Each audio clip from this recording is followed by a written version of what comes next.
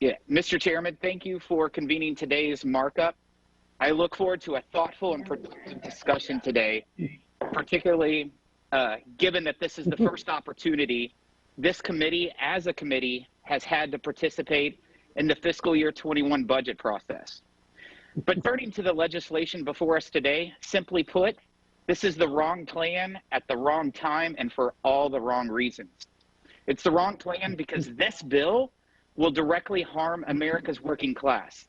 It sends $510 billion to state and local governments that only further rewards state lockdowns. These lockdowns do not just hit a business's bottom line or a family's pocketbook. When you board up local small businesses, you force kids out of school and parents out of work, closes houses of worship, that can do real harm to the physical and mental health of individuals and families.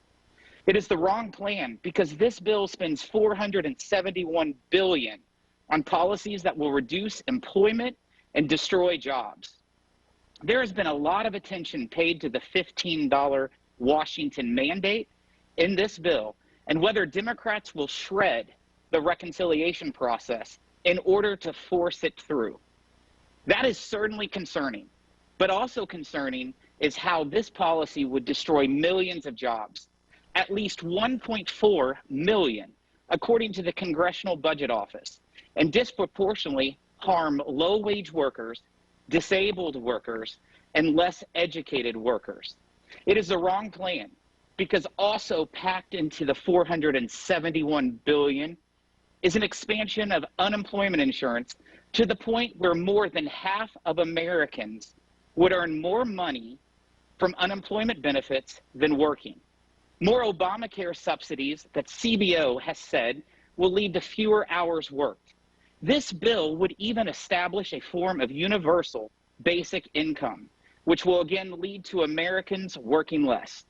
It is the wrong plan because it will raise consumer prices, hurting millions of working class Americans and those living on fixed incomes, especially the 31 million seniors who get half or more of their income from Social Security.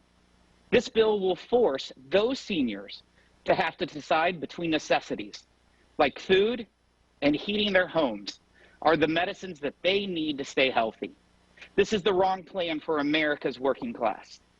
It also comes at the wrong time. CBO tells us that absent any further stimulus spending, the U.S. economy will return to a pre-pandemic level of real GDP growth by the middle of this year. Unemployment will also continue to steadily decline. And this year, we are poised for the largest economic growth in more than 15 years. Again, this year. It is a wrong time for this plan because the sheer size of the spending has even Democrat economists questioning the wisdom. Larry Summers, the Treasury Secretary to President Clinton and the economic advisor to President Obama, has raised concerns, noting that the level of spending would be at least 3 times the size of the output shortfall in our economy. It is a wrong time because if this bill becomes law, Congress will have enacted almost $6 trillion in stimulus.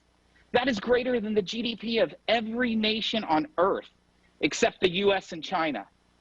And of what? Congress has already enacted over the past year, an estimated $1 trillion has not even been spent. $1 trillion has not been spent. So now we know it is the wrong plan at the wrong time, but it is also for all the wrong reasons.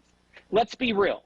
Less than 9% of the spending in this bill goes to crushing the COVID-19 virus and putting shots in people's arms.